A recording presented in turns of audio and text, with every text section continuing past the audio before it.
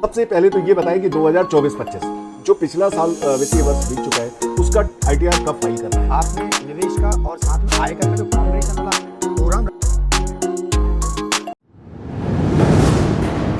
नमस्कार दर्शकों, नए वित्त वर्ष पे हम टैक्स प्लानिंग कैसे करें, कैसे अपने टैक्स की राशि को कम करके, प्लानिंग के थ्रू कम करके अपने निवेश में वृद्धि करें, अपने वेल्थ क्रिएशन को बढ़ाएं, इन सब बातों को जानने के लिए, विस्तार से बताने के लिए हमारे बीच उपस्थित हुए हैं सीए मुकेश राजपूत जी। आपका कार्यक्रम में बहुत बहुत स्वागत है। साथ ही सबसे पहले तो ये बताएं कि 2024-25 जो पिछला साल वित्तीय वर्ष बीत चुका है उसका आईटीआर कब फाइल करना है। सबसे पहले तो मैं अतुल द्विवेदी जी आपका बहुत बहुत नमस्कार करता हूं और साथ ही मैं दूरदर्शन का बहुत बहुत आभार व्यक्त करना चाहता हूं कि आपने निवेश का और साथ में आयकर का जो कॉम्बिनेशन वाला आपका ये प्रश्न बहुत ही रोचक है और काफ़ी अच्छा है, क्योंकि अक्सर हमारे करदाता के मन में भ्रांति रहती है कि वित्त वर्ष हमारा समाप्त हो गया है और हमें आईटीआर जल्द से जल्द फाइल कर देना चाहिए। लेकिन मैं यहाँ पर एक बात कहना चाहता हूँ कि आपको अपना आयकर रिटर्न, यदि मान लीजिए आपकी जो आय है वो कर योग्य आय है, टैक्सेबल इनकम से ज़्यादा है, साथ में आपकी एफडीआरस है, या आपने कोई प्रॉपर्टी किराए पर दे रखी है जहां पर आपको 50,000 रुपये महीने से ज़्यादा किराया आता है, तो आपको अपना रिटर्न जल्दबाजी में फाइल करने की ज़रूरत नहीं है। इसलिए ज़रूरत नहीं है क्योंकि जहाँ जहाँ आपकी एफडीआर बनी है, जहाँ जहाँ पर आप जॉब करते हैं और वहाँ पर जो आपका टीडीएस कटा है, तो 31 मार्च का, यानी जनवरी फरवरी मार्च का जो टीडीएस होता है उसका रिटर्न फाइल करने की जो ड्यू डेट होती है वो 31 अपना अप्रैल मई होती है। जब वो अपना रिटर्न फाइल कर देंगे टीडीएस का, तभी आपके पेन में सारे कंसोलिडेट फिगर होकर उभर कर आएंगे। इसका मतलब ये कि आपको अपना आईटीआर 5 अप्रैल के बाद ही फाइल करना चाहिए। जी, तो ये बड़ी इंपॉर्टेंट बात है कि जब तक आपका टीडीएस फाइल होकर के वहां पे रिफ्लेक्ट ना करने लगे, तब तक आप अगर टैक्स की गणना करते हैं तो वो अप टू द मार्क होगी, इस बात की गारंटी नहीं हो सकती। मैं इस बात को थोड़ा सा अगर कहना चाहता हूं, अगर आपने रिटर्न को फाइल करने में जल्दबाजी की, तो जो टीआईएस और एआईएस वगैरह होता है, जो ऑटोमेटेड जनरेटेड टूल्स होते हैं जो इनकम टैक्स के, वो प्रॉपर फिगर नहीं देंगे और आप गलत फिगर फाइल कर देंगे और फिर बाद में आपको नोटिस का सामना करना पड़ सकता है, क्योंकि डाटा मिसमैच हो जाएगा। इसलिए मैं हमेशा ही करदाता से ये कहना चाहता हूं कि आप अपना आयकर रिटर्न 5 अप्रैल के बाद ही फाइल करें। जी, तो यहाँ पर कंफ्यूजन की बात आपने करी, तो कंफ्यूजन एक और बनता है न्यू रिजीम और ओल्ड रिजीम का। अभी जो उसको लेकर के अगर हम टैक्स फाइलिंग पिछले वर्ष का कर रहे हैं तो उस समय हमें कौन सी सावधानी रखनी चाहिए और उसमें कंफ्यूज ना हो, ऐसे कुछ गुण बातें आप बहुत सरल भाषा में बताते हैं, वो बताइए। देखिए दुबे जी, आपने एक साथ 2 प्रश्न किए हैं। जी, पहला प्रश्न तो आपका ये है कि हमें आयकर रिटर्न फाइल करते समय कौन सा रिजीम को चुनना चाहिए, है ना, और दूसरा ये कि क्या सावधानियां रखनी चाहिए। तो मैं आपका पहले प्रश्न का जवाब देने की कोशिश करता हूं कि आपको जो अपना आयकर रिटर्न है, जो आपका आयकर रिटर्न, जो आपका चुनाव आपने जो किया है, जो भी आपको फाइल करना है, अगर आपके आयकर रिटर्न में आपने ये सोच के रखा है कि मुझे कौन सा रिजीम में फाइल करना है, रिजीम नया रिजीम या ओल्ड रिजीम, तो मैं यहाँ पर आपको एक शॉर्टकट बताना चाहता हूँ, आपको कंफ्यूज होने की आवश्यकता नहीं है। अगर आपने होम लोन लिया है और आपके बच्चों की आपकी पढ़ाई चल रही है, आपने एजुकेशन लोन लिया है, आपने कहीं डोनेशन दिया है, या आपका कहीं ऐसी जगह पर हैवी एटीसी का इन्वेस्टमेंट है, अगर आपके पास ये सारे डिडक्शन एक साथ आते हैं तो आपको बेशक और बेशक न्यू ओल्ड रिजीम की तरफ जाना चाहिए। क्योंकि ओल्ड रिजीम क्या करता है, आपको सारे डिडक्शन अलाउ करता है, जबकि नया रिजीम आपको किसी भी डिडक्शन को अलाउ नहीं करता है। अगर आपने होम लोन लिया है तो बेशक है आपको ओल्ड डिडक्शन मिलेगा, ओल्ड रिजीम की तरफ जाना चाहिए, क्योंकि ओल्ड रिजीम आपको उसका बेनिफिट दे पाएगा, नया रिजीम नहीं दे पाएगा। तो मैं आपको चैनल के माध्यम से, दूरदर्शन के माध्यम से आपको दर्शकों को बताना चाहता हूं कि आप अपना आयकर रिटर्न फाइल कराने जाएं तो केवल और केवल 3-4 विषयों पर ज्यादा अपना मंथन कर लें। क्या आपके पास होम लोन है, क्या आपके बच्चों के लिए एजुकेशन लोन लिया है, क्या आपका कोई निवेश है जिसकी सीमा 1.5 लाख रुपए से अधिक है, एटीसी के तहत। यदि आपने सारी चीजें आपने सही कर रखी हैं तो आपको ओल्ड रिजीम ही चुनना चाहिए। अब समस्या आती है दूसरी बात कि यदि आप अपना स्वयं का आईटीआर खुद फाइल करने जा रहे हैं, यदि आप सैलरीड एम्प्लॉयड हैं, तो हमें क्या सावधानी रखनी चाहिए ताकि हमें नोटिस का पेनल्टी सामना ना करना पड़े। जी। तो मैं आपको यहाँ बताना चाहता हूँ कि जिस जगह पर आप जॉब करते हैं, जो आपके एम्प्लॉयर है, जब तक वो आपको फॉर्म 16 ना दे, ठीक है ना सर, आपका फॉर्म 16 आपको मिल जाएगा। उसके बाद जहाँ जहाँ आपके निवेश है वहाँ से आपको स्टेटमेंट्स मिल जाएंगे, जहाँ जहाँ आपकी FDRs है आपको वहाँ से फॉर्म 16A मिल जाएगा। तो ये सारे जब आपके पास आ जाएं, उसके बाद 5 जून के बाद आप बढ़िया अपना लॉगिन कीजिए पोर्टल पे, और लॉगिन करने के बाद 26AS को डाउनलोड कर लीजिए। 26A डाउनलोड करने के बाद सबसे पहले मिलान कीजिए आपके फिजिकल डॉक्यूमेंट्स कि एक्चुअल में वो सारी चीजें आ गई कि नहीं। ऐसा तो नहीं है कि आप कुछ और सोच रहे हैं, आपके एम्प्लॉयर ने कुछ और इंफॉर्मेशन दी हो, आपके पास फिजिकल पेपर कुछ और है। तो आप सबसे पहले बैठकर उसको कंपेयर कर लें, टैली कर लें। अगर टैली कर लिए, कंपेयर कर लिए और सब कुछ सही है तो उसके बाद आप जाएं AIS TIS में। जी, AIS TIS एक आयकर का एक ऐसा टूल है कि आप जो भी काम करते हैं, जहां भी उठते हैं, बैठते हैं, खाते हैं, पीते हैं, यहाँ तक कि आपकी सारी इंफॉर्मेशन उसके पास है, उस पर मार्क हो जाती है। तो वो इंफॉर्मेशन आप निकालिए। कई बार ऐसा होता है कि आपने प्रॉपर्टी बेच दी, आप सोचते हैं कि इनकम टैक्स बताने की आवश्यकता नहीं है, लेकिन वो जानकारी जो है इन्फॉर्म, यस, वो जानकारी आपकी TIS में, टैक्स पेयर इंफॉर्मेशन सिस्टम में स्टेटमेंट आ जाएगी। तो वहां उसको निकाल कर देखिए। आप निकाल कर देखने के बाद देखिए क्या ऐसी कोई इंफॉर्मेशन अवेलेबल है जो आपने की है। यदि आपने नहीं की है तो उसका रेक्टिफिकेशन आपको 30 जून तक फाइल करना अनिवार्य है। अगर आपने ऐसा नहीं किया तो इनकम टैक्स डिपार्टमेंट ये मान लेगा कि ट्रांजैक्शन आपने किया है और फिर आपसे इंक्वायरी होगी। इसीलिए मेरा कहना यह है, जब भी आप रिटर्न फाइल करें 26AS, AIS, TIS और साथ में आपके बैंक के सारे स्टेटमेंट्स को लेकर के टैली करें, टैली जरूर करें, बस टैली, मतलब गड़बड़ी होने के चांसेस ना हो कि फिजिकल में कोई डाटा या कोई एंट्री है और वहां पे AIS TIS में नहीं दिख रही तो भी गलत है, और अगर AIS TIS में कोई ऐसी एंट्री है जो आपके डाटा में नहीं है तो वहां भी गड़बड़ है। उसके लिए आपको 30 जून तक उसके एक रेक्टिफिकेशन फाइल करना पड़ता है। उसके सेपरेट एक ITR है जी। मैं आपको चैनल के माध्यम से हमारे करदाताओं को ये बताना चाहता हूं कि अगर आयकर के पोर्टल पर कोई इंफॉर्मेशन ऐसी आ रही है, मान लीजिए आपने कोई मकान नहीं बेचा, आपके बच्चों ने विदेश यात्रा नहीं की, या आपने विदेश में कोई फंड नहीं भेजा, ऐसी कोई इंफॉर्मेशन TIS में आ रही है तो आप उसे इग्नोर ना करें, बल्कि 30 जून तक उसका रेक्टिफिकेशन फाइल करें कि ये एरर बस आपने मेरे पैन में डाल दिया है, ताकि आयकर विभाग उस इंफॉर्मेशन को सही कर सके, रेक्टिफाई कर सके। जी। कई बार ऐसा होता है मुकेश जी कि सैलरीड एम्प्लॉयड जो होते हैं वो मतलब 2024-25 में चूंकि बहुत सारी नई चीजें इन्वॉल्व हुई, बहुत सारे नए पैमाने जुड़े, तो ऐसे में कौन सी सावधानियां रखें सैलरीड एम्प्लॉयड? देखिए, सैलरीड एम्प्लॉयड जनरली क्या करते हैं, अपना आयकर रिटर्न स्वयं ही फाइल करते हैं कि उसमें से कुछ होता नहीं है। लेकिन मेरा ये मानना है, अगर आपकी सैलरी 15 लाख रुपए से ऊपर है तो बेहतर होगा आप किसी प्रोफेशनल को हायर करें। लेकिन यदि आप फिर भी हायर नहीं करते तो कुछ सावधानी मैंने आपको पहले बताई है।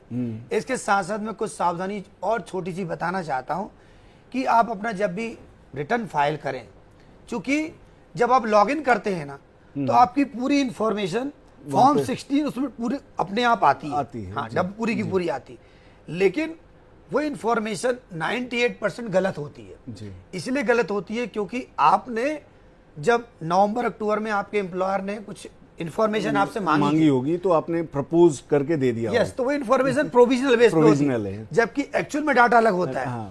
तो आप उसको थोड़ा सा मैच कर लें जी। मैच करने के बाद अपने फॉर्म 16 से उसको फाइनल करें।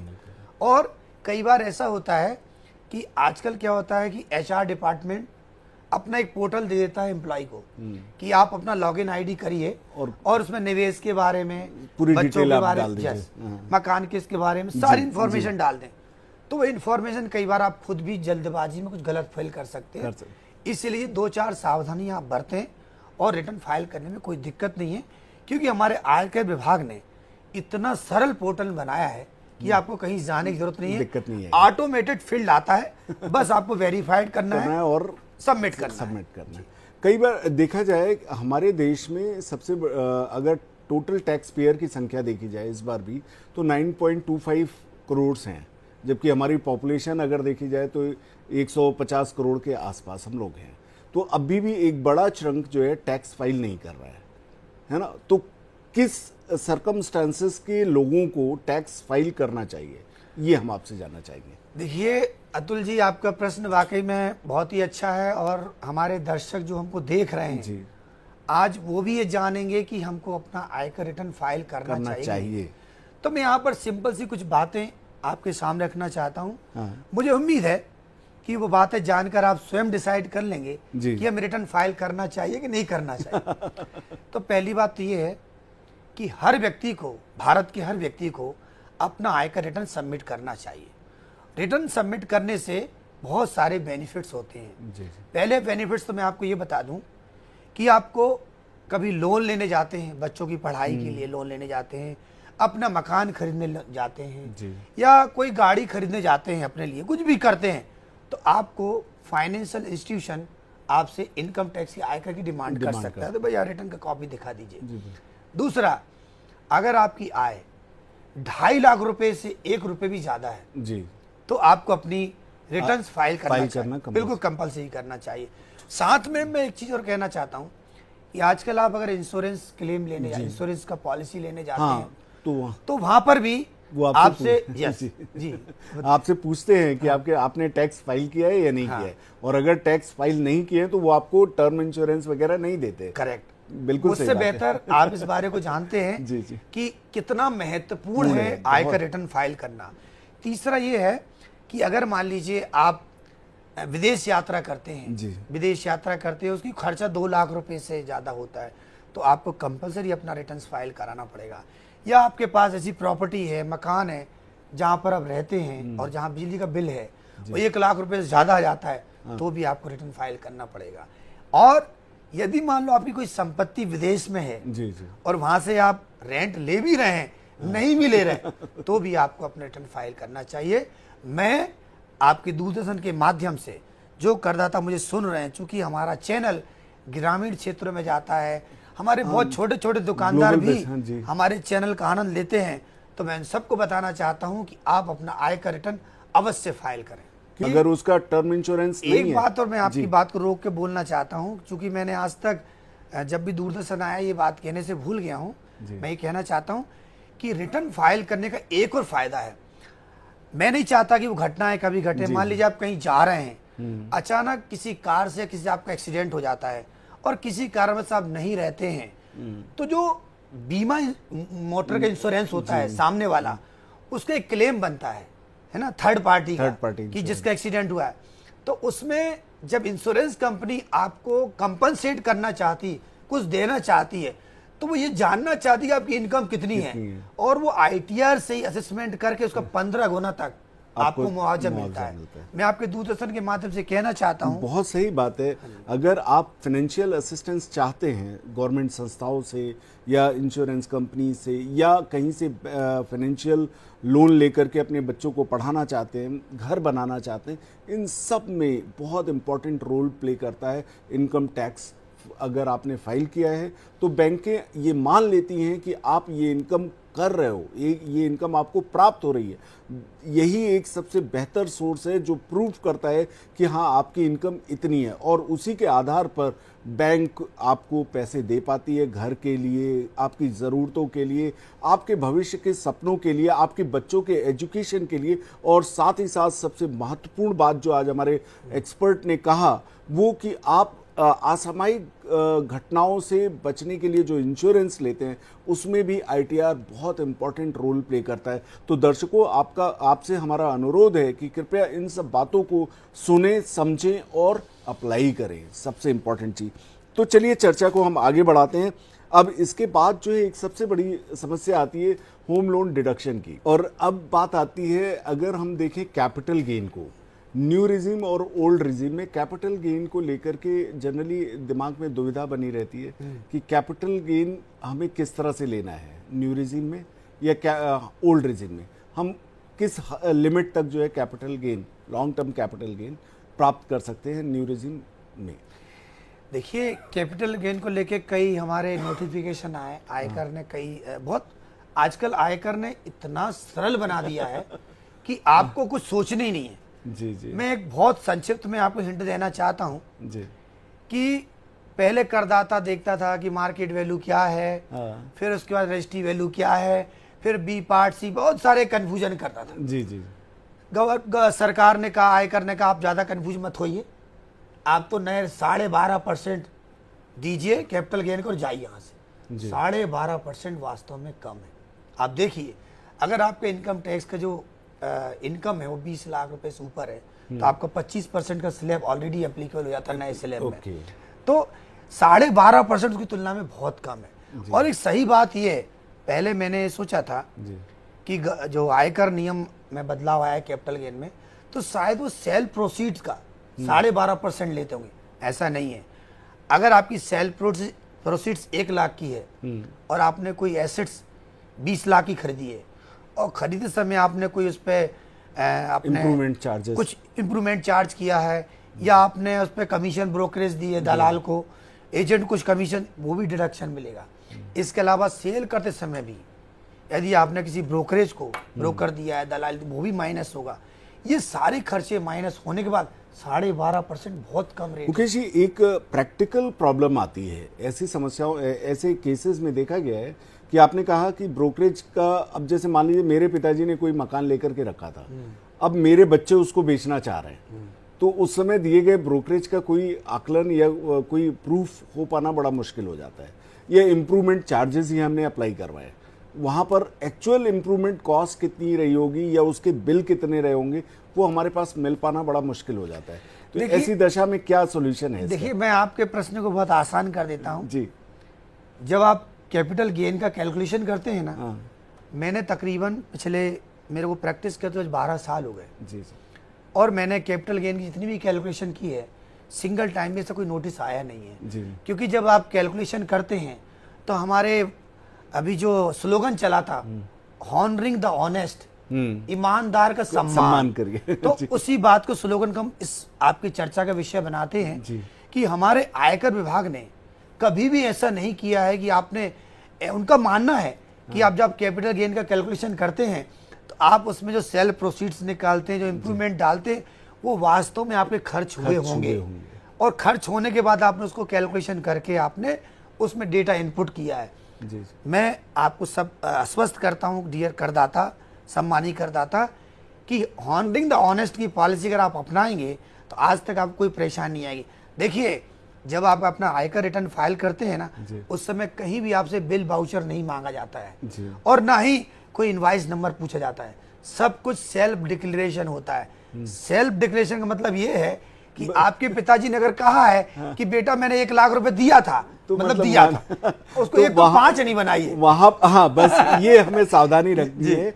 बिल्कुल सही कहा आपने कि कई बार हम लालचवश जो है या कुछ ऐसे सर्कमस्टांसेस क्रिएट हो जाते हैं जहाँ पे टैक्स लायबिलिटी ज्यादा आ रही है तो हमें ज्यादा लगने लगता है, तो हम जो है उसको कम करने की, ऐसा ना करें बस। कि भाई जो आपको एक, अगर हॉनरिंग द ऑनेस्ट जो आपने कहा कि अगर जो है सच्चे व्यक्ति का या जो आपने ईमानदारी से डिक्लेयर किया है उसका उनको ये एहसास हो जाता है कि हाँ इतना तो हुआ होगा, लेकिन जब आप आटे में नमक में आटा मिलाने लगते हैं तो वहां पे गड़बड़ होने के चांसेस हैं और आपको नोटिस भी मिलने की पूरी संभावना रहेगी। हमारे आयकर का स्लोगन भी यही है, ऑनरिंग द ऑनेस्ट, ईमानदार का सम्मान करना है। लेकिन इसका ये मतलब बिल्कुल नहीं बनता कि हम जो है अपनी टैक्स लायबिलिटी को मैनेज करने के लिए अधिक से अधिक खर्च दिखाएं, ऐसा भी नहीं होना चाहिए। अब बात एक आती है मुकेश जी, कई बार देखा गया है कि हमसे ड्यू डेट, कुछ ऐसे करदाता हैं जिनसे ड्यू डेट स्लिप हो गई या उन्होंने उस ड्यू डेट पर टैक्स फाइल नहीं कर पाए, तो अब ऐसी सिचुएशन में क्या संभावनाएं होंगी, किस तरह से वो पेनलाइज्ड होगा? देखिए, आयकर विभाग हमेशा चाहता है कि आप समय पर अपना आयकर रिटर्न फाइल करें और समय पे फाइल करने के जो बेनिफिट्स हैं उन बेनिफिट्स का फायदा लें। अगर किसी कारणवश आप ड्यू डेट पर फाइल नहीं कर पाए तो एक सेक्शन होता है जिसमें कंडोनेशन ऑफ डिले कहा जाता है। अगर आप वो फाइल करते रीजन बताते हैं कि भाई मेडिकल सिचुएशन थी जिसकी वजह से डिले, आप इंडिया से बाहर थे, कोई रिप्रेजेंट असेसी नहीं था आपका, तो वो कंडोनेशन ऑफ डिले में एक एप्लीकेशन फाइल करके आप लेट रिटर्न फाइल करके वो बेनिफिट ले सकते हैं। एक तरीका ये। दूसरा तरीका ये है कि आपके पास ये सारे रीजंस नहीं है, फिर भी किसी कारण से आप डिले हो गए, तो आप बिलेटेड रिटर्न फाइल कर सकते हैं, लेकिन आप पुराने रिजीम को नहीं चुन सकते। बाय डिफॉल्ट आपको नया रिजीम मिलेगा। और उसके बाद अगर उसकी ड्यू डेट होती है, उसके बाद भी उस फर्दर ड्यू डेट तक अगर आप फाइल नहीं करते हैं, तो फिर अपने आने वाले 2 वर्ष तक आप पेनल्टी देकर कभी फाइल कर सकते हैं, कभी भी फाइल कर सकते हैं, जिसको अपडेटेड रिटर्न कहा जाता है। जी जी जी। जनरली देखा गया है जब हम आयकर रिटर्न भरते हैं तो वहाँ पर ऐसी कौन कौन सी गलतियाँ हो सकती हैं जो हमें जुर्माने तक या पेनलाइज तक ले जाती हैं?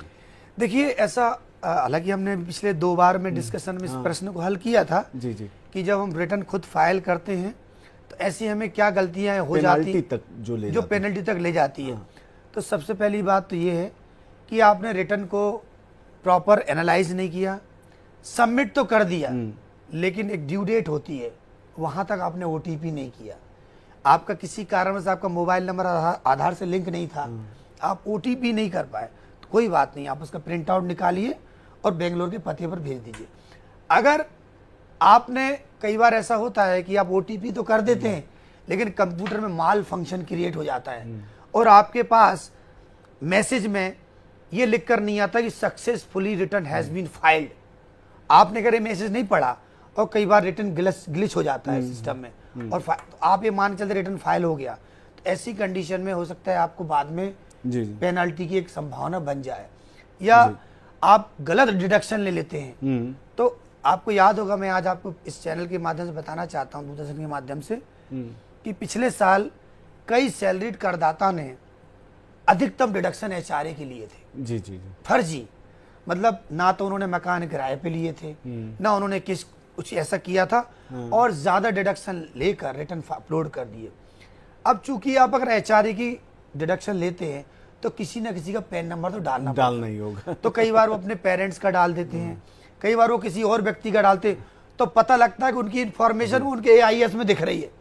तो ऐसे कई क्लाइंट मेरे पास आए कि अरे ये तो हमने किराए पे दिया ही नहीं है, ये किसने डाल लिया।